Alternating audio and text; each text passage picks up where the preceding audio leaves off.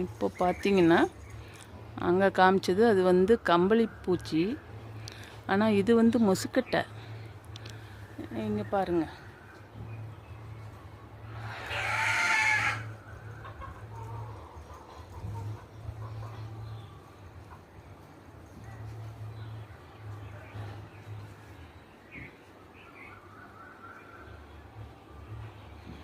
இப்போது இந்த முசுக்கட்டை பூச்சி வந்து அந்த முருங்கை மரம், பூசர மரம், அப்புறம் வந்து இந்த ஒட்டுண்ணி கிளைகள் இதில் எல்லாமே பிடிச்சிட்ருக்கும்.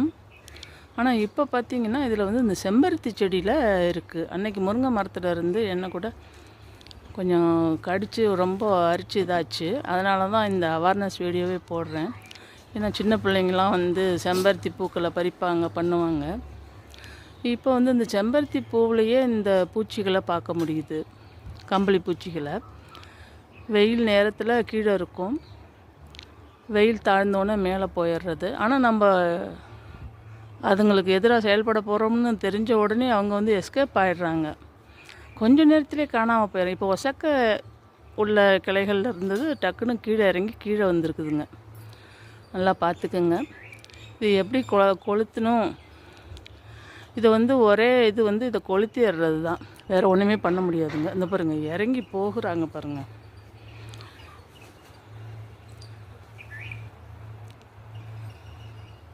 இந்த பார்த்திங்களா, அந்த கீழே குட்டி குட்டியாக கடுகு மாதிரி கிடக்கிறதெல்லாம் அதுங்களோட எச்சங்கள். இதை கீழே பார்த்தோம்னாலே நம்ம தெரிஞ்சுக்கலாம், ஓ மேலே எல்லாமே இருக்கிறாங்கன்னு. என்னோடய சத்தம் கேட்ட உடனே அவங்கெல்லாம் மூவ் ஆகுறாங்க பாருங்கள்.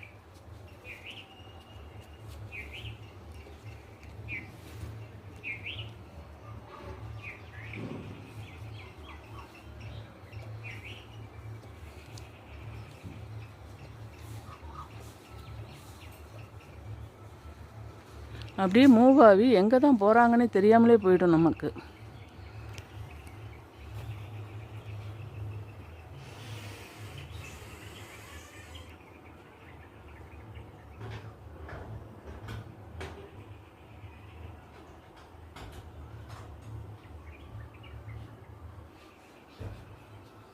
இதை கொஞ்சம் அலட்சியப்படுத்தாமல் எல்லாருமே கவனித்து இதுங்களை வந்து எப்படி நம்ம அழிக்கிறதுங்கிறத பார்த்துருங்க.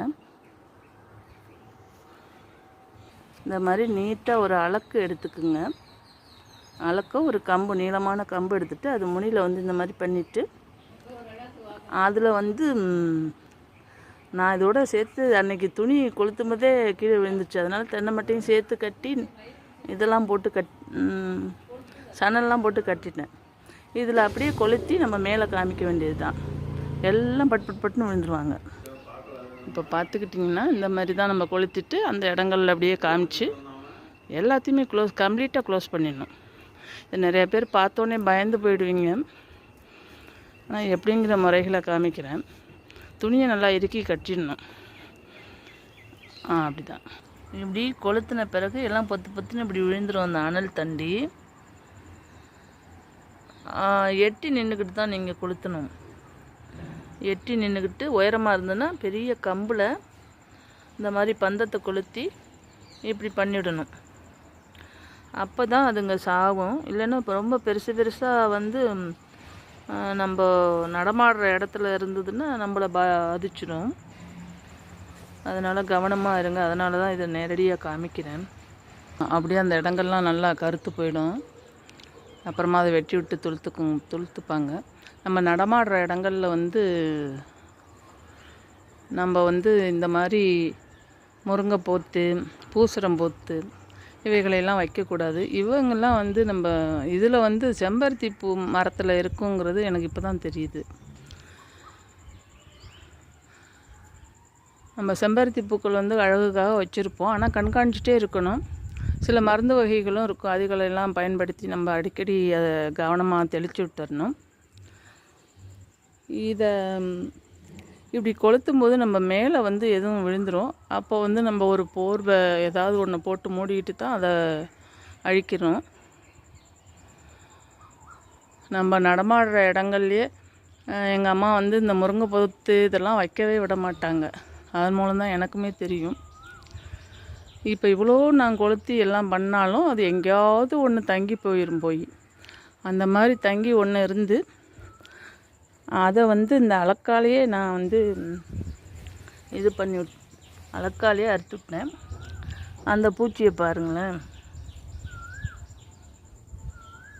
அது உயிரோடு இருக்குது பாருங்கள். இது ஒன்று இருந்தாலே போதும், ஆயிரக்கணக்கான முட்டைகளை போட்டு அவங்க வந்து உற்பத்திகளை பெருக்கிடுவாங்க. இது கடிச்சதுன்னா ரொம்ப துன்பப்பட்டு போகணும். கிட்டத்தட்ட இன்னும் அலர்ஜி உள்ளவங்களுக்கு இன்னும் அதிக பாதிப்பை ஏற்படுத்தும். உருண்டு திரண்டு பிச்சு எடுத்துரும், தலையெல்லாம் பிச்சு எடுத்துரும். அதை அனுபவிச்சவங்களுக்கு தான் தெரியும்.